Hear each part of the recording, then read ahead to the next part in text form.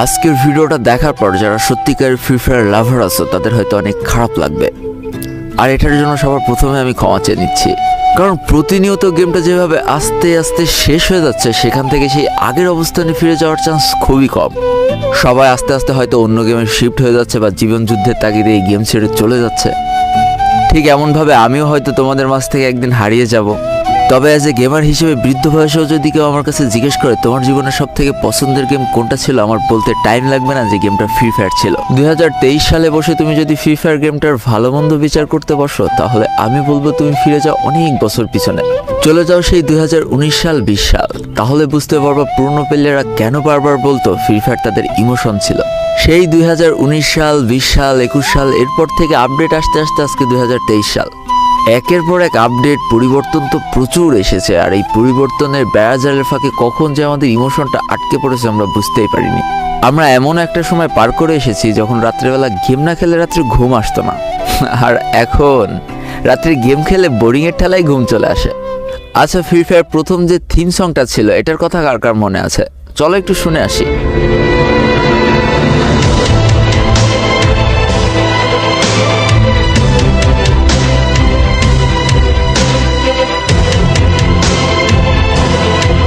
বিশ্বাস করো, এই বাজনাটা শুনলে এখনো গাল লোম দাঁড়িয়ে যায়। ইস, কি সুন্দর দিনগুলো পার করে আসছে যখন সবাই মিলে লবিতে থেকে এই সাউন্ডটা বেজে উঠতো না। ও, ফাইট করার কি একটা এনার্জি পাইতাম রে ভাই।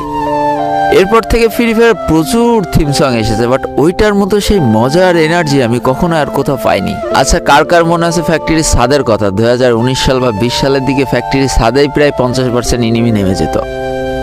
কেউ হয়তো ঘুষাঘুষি করতো, তো কেউ হয়তো জানের ভয়ে এদিক ওদিক ছুটাছুটি করতো। বলা তো যায় না, বাইসান যদি একটা ঘুষি খেয়ে যায় মাইনাস তো লাগবে ভরপুর। আসলে ওই টাইমে র্যাঙ্কে মাইনাস লেগে যাওয়া না প্রচন্ড ভয় পাইতাম। অবশ্য তার যথেষ্ট কারণও ছিল, কারণ ওই সময়টাতে ডায়মন্ড 4 থাকা অবস্থায় যদি তুমি বয়া পেতে তাহলেও তোমার প্লাস 25-20 এমন দিত। আর এখন তো নামার সাথে সাথে মরে গেলেও মনে হয় 20 থেকে 30 প্লাস পাওয়াই যায়। কি একটা ভয় ছিল, সারাদিন কষ্ট করে করে একটু একটু করে প্লাস জমাও, ঠাস করে একটা ম্যাচ নেমে মরে যাও, সব শেষ। আমি জীবনে প্রথমবার হিরোইকে উঠেছিলাম এই ফ্যাক্টরির ছাদে নেমে সার্ভাইভ করে করে করে করে অনেক কষ্ট করে। আর এখন এই টাইপের কোনো প্যারাই নেই। যেই মানুষটা খেলা পারে না সেও দেখবা হিরোইকে 2-3টে স্টার নিয়ে বসে আছে। তবে মজাটা কি আগের মতো আছে? একদমই নেই। আচ্ছা, তোমাদের গ্লাইডারের কথা মনে আছে কার কার? এখন ওই কথাগুলো মনে পড়লে অনেক ভালো লাগে। প্লেন থেকে নামার সাথে সাথে আমি যদি একটা গ্লাইডার পেয়ে যেতাম তাহলে ব্যাস, আমি খালি পাখির মতো সারা ম্যাপ উড়েই বেড়াতাম। ভুলে যেতাম আমাকে র্যাঙ্ক পুশ করতে হবে, এনিমিদের মারতে হবে। পিকের উপর থেকে একটা জাম্প করে দিতাম, তারপরে সেই ফ্যাক্টরির ছাদে চলে যেতাম, ওইখান থেকে ক্লক টাওয়ারে চলে যেতাম, সারা ম্যাপ ঘুরে ঘুরে দেখতাম। আচ্ছা, তোমাদের সেই পুরোনো দিনের ডেথ মুডটার কথা মনে আছে? এই মুডটা যে আমার কি পছন্দের একটা মুড ছিল, আর হবেই না বা কেন।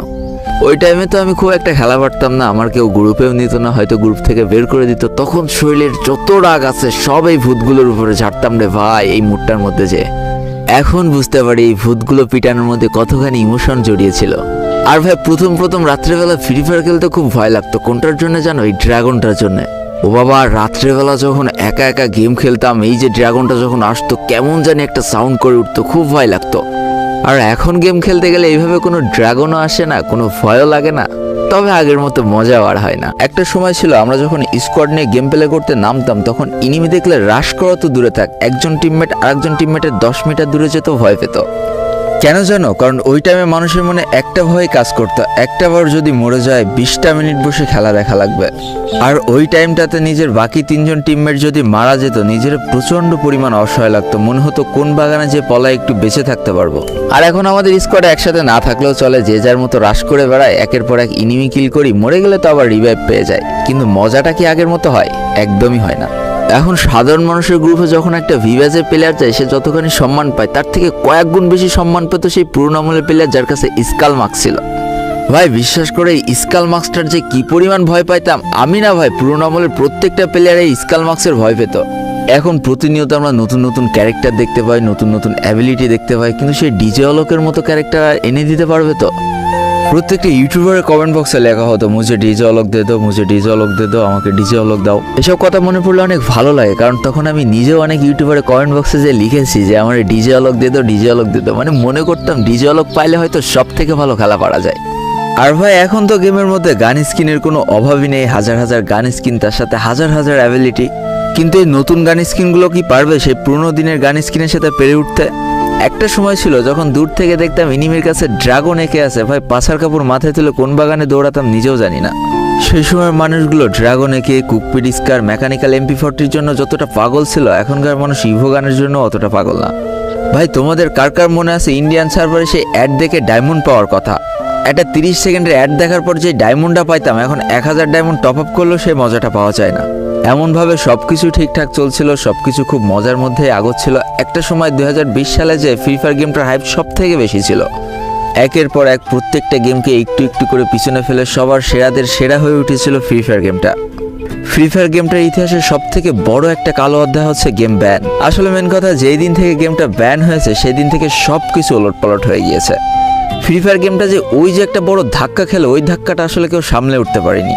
একটা সময় যারা ফ্রি ফায়ার লিজেন্ড ছিল, পুরনো প্লেয়ার ছিল, যারা ইউটিউবার ছিল, স্পোর্ট ছিল, অনেকে গেম খেলা ছেড়ে দেয়।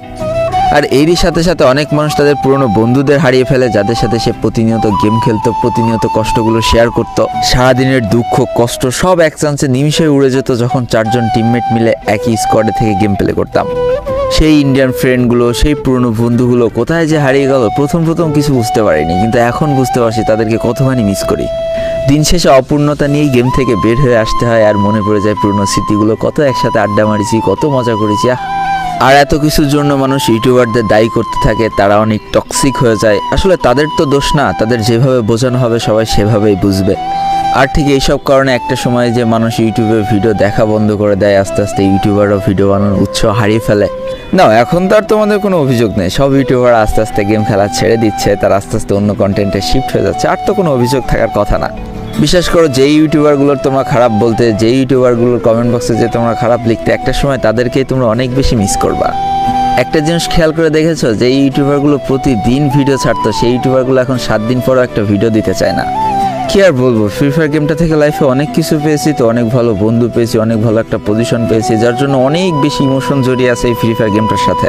তবে কেন জানি না 8-10টা মানুষের মতো আজকে আমারও মনে হচ্ছে হয়তো ফ্রি ফায়ার গেমটা শেষ হতে চলেছে। তবে চেষ্টা করতে তো দোষ নেই, হাল ছেড়ে দেওয়া তো ব্যর্থ মানুষের কাজ। চলো আবার সবাই একসাথে শুরু করি, রিকোয়েস্ট করি গেরিনাকে গেমটা আবারও আগের মতো করে দিতে, যাতে আবারও যেন মানুষের হিরোকে উঠতে দম বের হয়ে যায়। মাইনাস খাওয়ার ভয়তে আবারও যেন মানুষ সার্ভাইভ করতে শুরু করে। উঠিয়ে দেওয়া হোক রিভাইভ পয়েন্ট, যাতে টিমমেটের থেকে একা রাশ করতে যেতেও ভয় লাগে। গেমটাকে করে দেওয়া হোক আবারও সেই 2019 সাল 20 সালের মতো।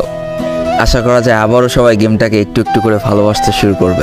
তো আজকের ভিডিওটা এই পর্যন্তই ছিল। ভিডিওটি ভালো লাগলে অবশ্যই একটা লাইক করে ফেলো, কমেন্ট করো, বন্ধুদের কাছে শেয়ার করে দিও। আর যদি আমার চ্যানেল নতুন হয়ে থাকো, চ্যানেলটিকে সাবস্ক্রাইব করে পাশে থাকা বেল আইকনে ক্লিক করে ফেলো, আর আমাদের এই সুখী পরিবারের একজন মেম্বার হয়ে যাও।